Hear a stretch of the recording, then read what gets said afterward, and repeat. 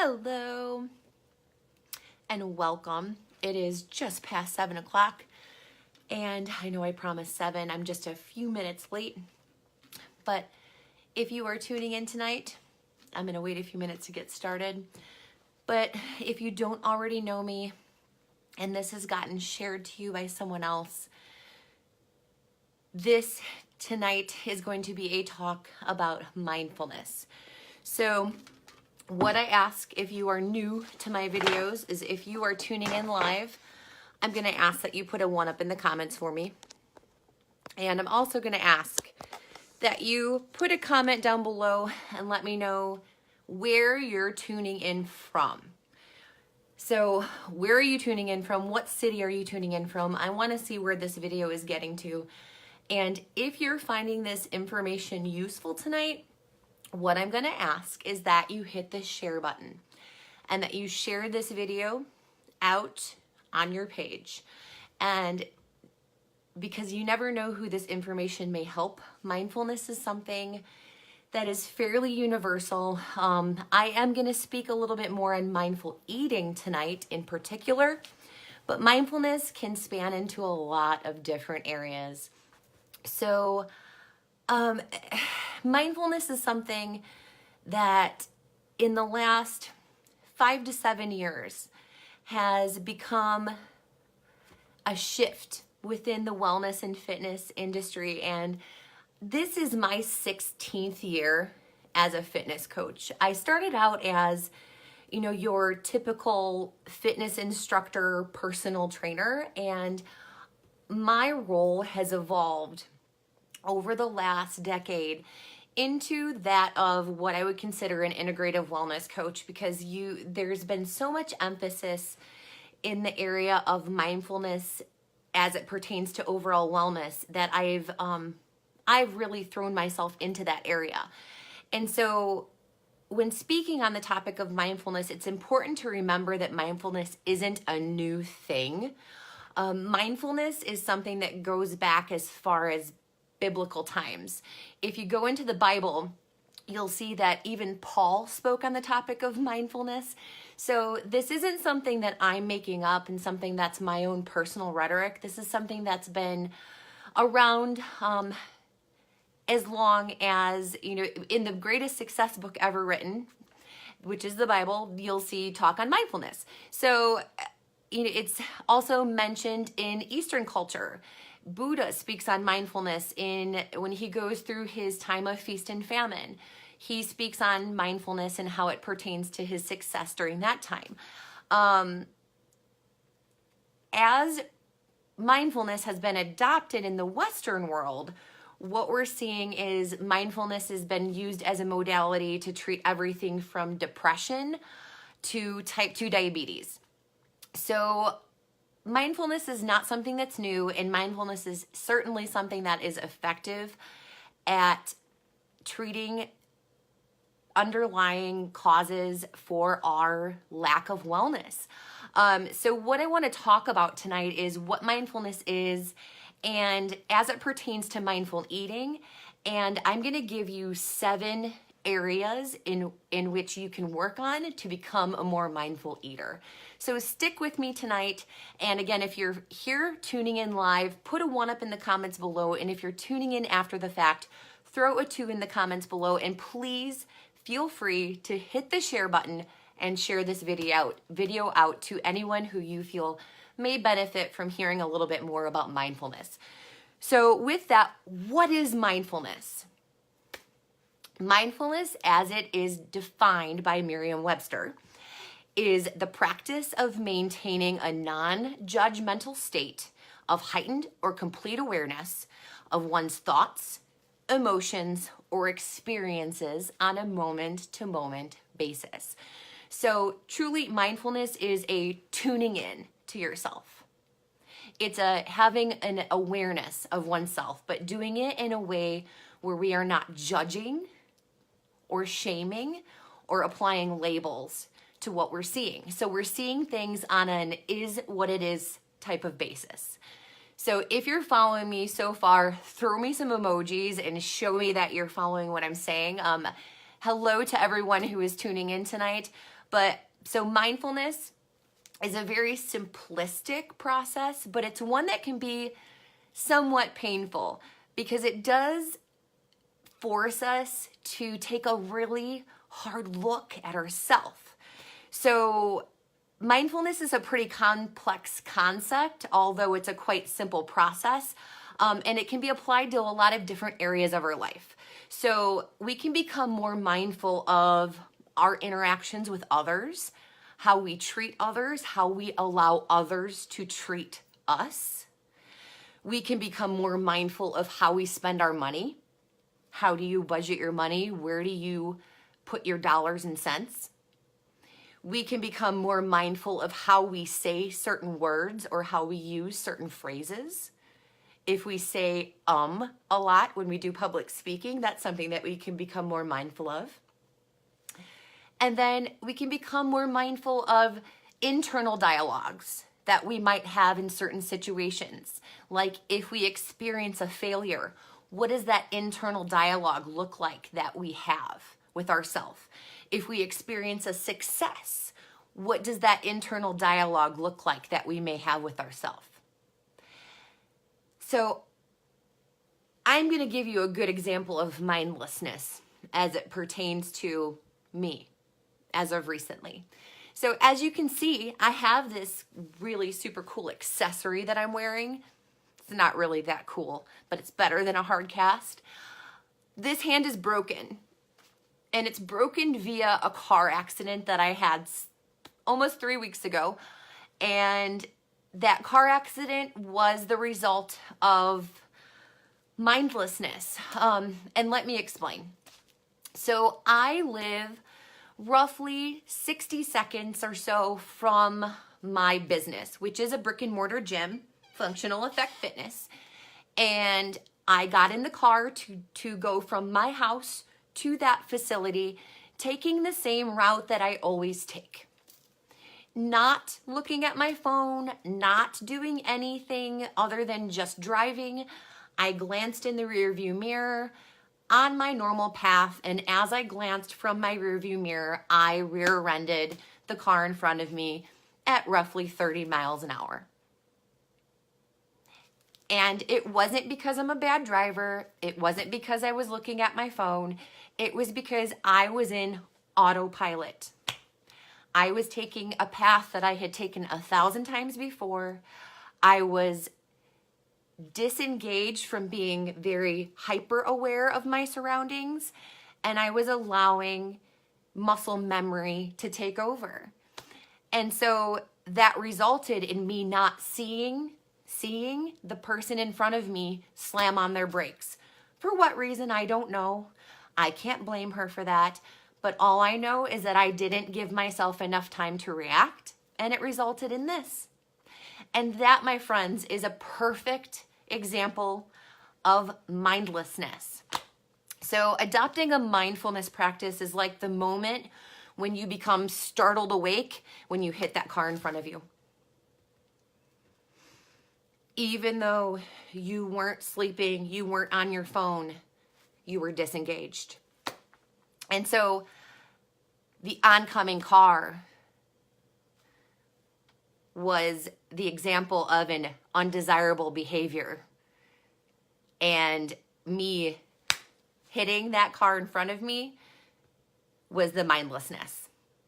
So hopefully that makes sense and you're following me so far, but mindfulness as it pertains to eating, it can become a pretty complex thing. And why is mindfulness so important anyway? Guys, it's because of stress.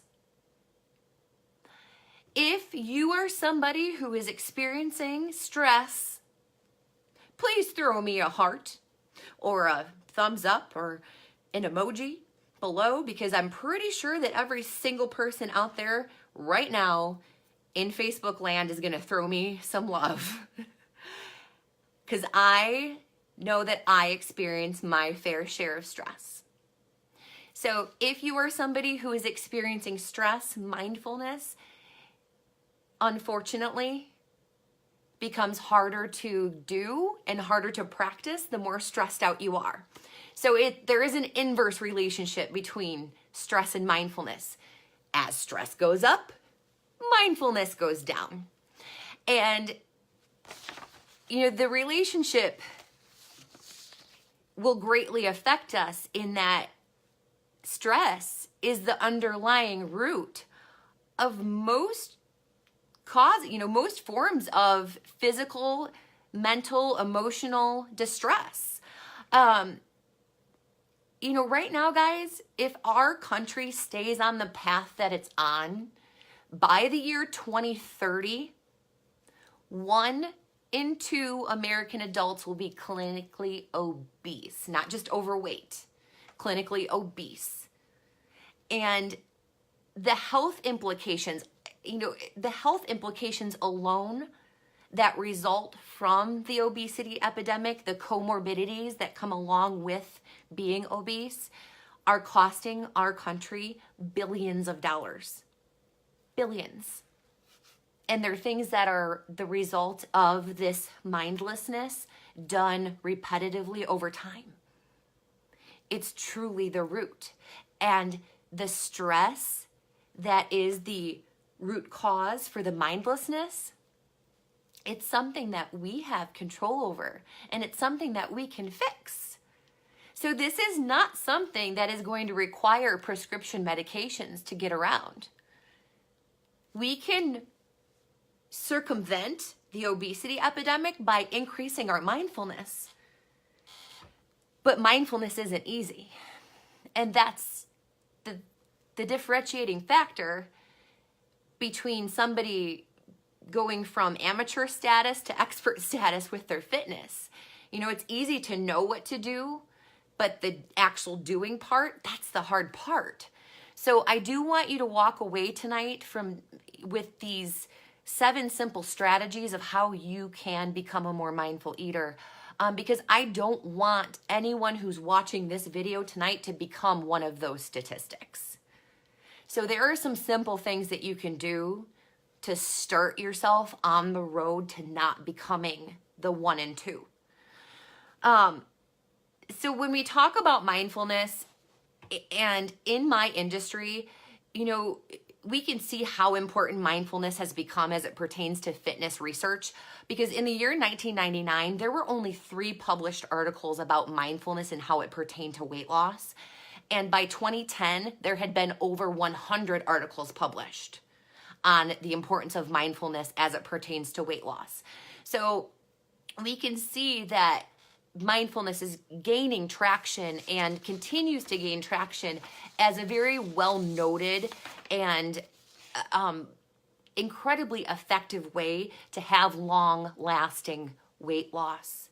So mindfulness, it has to start with our awareness. So strategy number 1, if you want to become a more mindful eater, it's becoming more aware.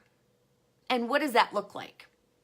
It's tuning into your senses as it pertains to food, how it tastes, how does it smell, what does it look like, and what does it feel like? When's the last time you actually took the time to really savor your meal? If you're anything like me, and if you work by appointment, you probably consume your food very much like how a Dyson vacuum vacuums your floor. No judgment. I am that person. I totally feel you if you are that person who is consuming your food like a vacuum cleaner. But listen to me when I say, just take one meal and slow it down and observe how you eat, like an outsider looking in. It is incredibly powerful. The second strategy to becoming a mindful eater is by practicing observation.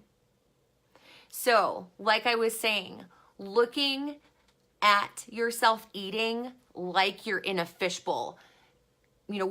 From an observer's point of view, What does it look like to be you eating? Are you eating incredibly fast?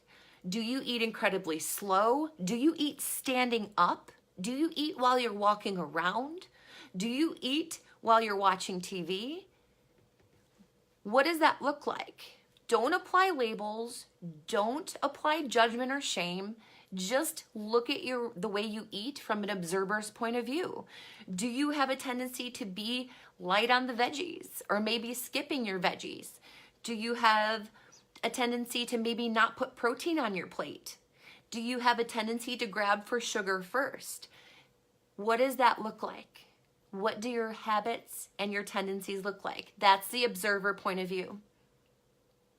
The third strategy to becoming a more mindful eater is becoming more in the moment when you're eating. And what does that mean? Get rid of all distractions. Turn off the TV, turn off the radio, be with your food. And if you're eating with your family, be with your family, be with your food, and everything else gets put away. No phones, no books, no magazines, no TV, just you, your food, and your family. It's incredibly powerful how much better you're able to tune in to your hunger and fullness cues when you're actually focused on what you're doing, which is eating. Strategy 4 for becoming a more mindful eater is letting go. And I oftentimes, some of my clients I think are tuning in tonight, but I oftentimes compare this strategy like surfing or riding a wave.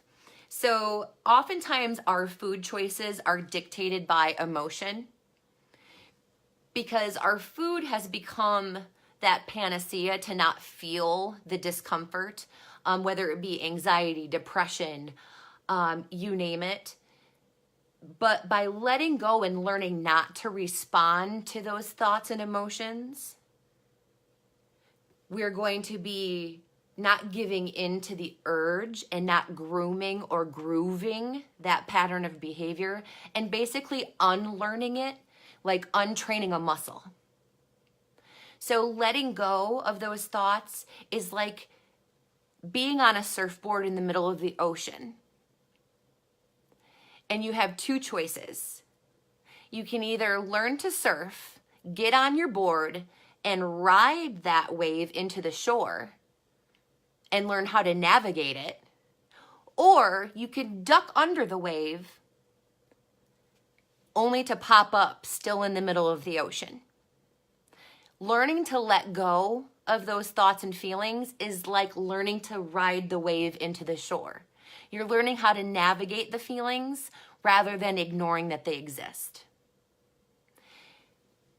Strategy 5 for becoming a more mindful eater is being mindful of your environment, where it is that you're eating. So practice noticing what environments and what people may trigger your autopilot behaviors. You may have a friend who you go to lunch with, who you know if you go to lunch with that person, you're automatically going to want to order an adult beverage. You know the friend I'm talking about. And again, no judgment, because we're going to be practicing rule number 2, which is observation, which is looking at things from an outsider perspective. So if you think about those lunches with that friend, if that friend is somebody who you tend to make bad choices around, maybe lunch with that friend is something that while you're trying to make progress, that may be something that you use as a challenge for yourself.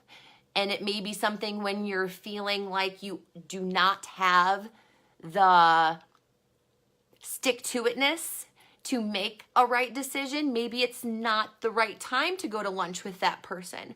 But having the mindful awareness that that is an issue is where we have to start, right? So being mindful of your environment can also be looking at being in a certain place while you eat and what feelings that brings up. For instance, maybe going home to your parents' house and eating a meal at your mom and dad's, that may bring up a host of emotions that you're not used to having. And it may cause you to feel a certain way that causes you to feel the need to feed that emotion. Think about that. What places do you need to steer clear of as you're building your mindfulness practice? Think about that. You could probably think of at least one or two places that you go to or eat at that make you feel a certain way and you instantly want to order something specific. You can probably think of that place or that person who influences your decisions. That's mindlessness. That's autopilot. If you want to make long-lasting changes, you have to retrain those autopilot behaviors just like you would retrain a muscle in your body. If you want stronger legs, you've got to train your legs. If you want stronger behaviors, you have to untrain the autopilot behaviors that you currently have and retrain them with new ones. So strategy 6, and I have said this already, but we're going to reiterate it again, is being non-judgmental toward yourself. So practicing being a witness to your own behavior is so important because being kind to yourself as you experience these changes and as you are witness to your own shortcomings, it will encourage you to move forward in the progress. If you are beating yourself up along the way, judging yourself and applying labels and negativity, you're giving life to those negative thoughts and feelings. We have to practice being non-judgmental toward ourselves if we want to move forward. So be a witness, not a judge.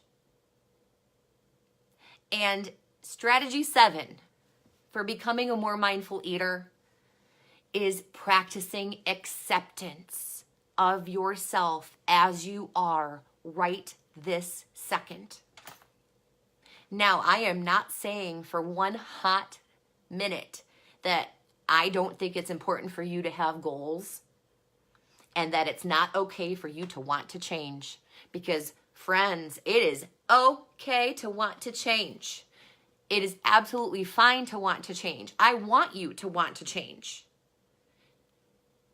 But you have to accept things the way they are right now if you want to be able to move forward, because you have to see things with clear eyes and no judgment if you're going to make long-lasting changes. If you live in a state of denial of the way you're doing things and you are seeing yourself with rose-colored glasses and not able to take that nice, long, hard look at your behavior, you will stay stuck.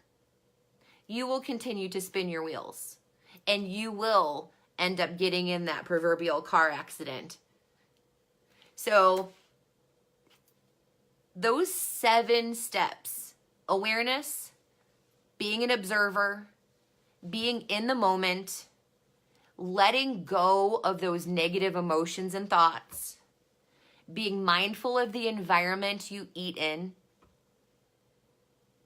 being non-judgmental, and having an acceptance of yourself are going to be the 7 steps to becoming a more mindful eater. It's really that simple. So I'm going to leave you with a skill builder that I want you to do, that I want you to practice. And this skill builder is step 1 in becoming a more mindful eater. So what I want you to do is we're going to be practicing step 1, which is awareness. So I'm going to give you this exercise, and I want you to sit down and do this as soon as we get off of this live. So I want you to sit down and relax. Notice the ebb and the flow of your breathing, how you're inhaling and how you're exhaling. And I want you to settle into a comfortable position in your seat. And I want you to start with your vision. Ask yourself, I see, and then I want you to identify what you see. your colors, shapes, and textures in your environment. And write that down on a piece of paper. And then I want you to continue with your hearing, your smell, your taste, your touch, and your feel. And I want you to work on all 5 senses. Cultivating awareness is a crucial part of becoming a more mindful eater. And if you can start with something as simple as your environment around you, then you can start working on the way you eat. So with that, guys, those are the 7 steps to becoming a more mindful eater. I hope that this has been helpful information. And again, if you're watching live tonight, please throw a 1 in the comments below. I'm so happy if you're here watching live. I know that you guys have a lot of different videos that you could choose from, but you chose to stop and watch me, so I am honored. Thank you for that.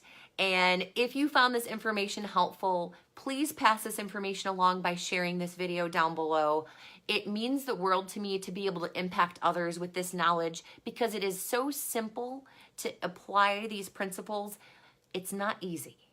So the more that people get support, the more that people get educated, the more that people have friends like you that share this information with them, the more people we can reach.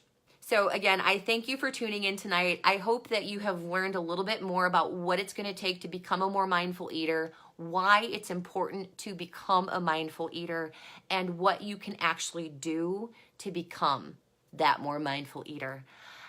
If you guys are more interested in mindfulness and have a hunger to know more about what mindfulness looks like, how you can become a more mindful eater, and what the principles of mindfulness can do for you, both mind, body, and spirit, please drop me a heart or an emoji below because I do have a curriculum developed to run a 30-day mindfulness course.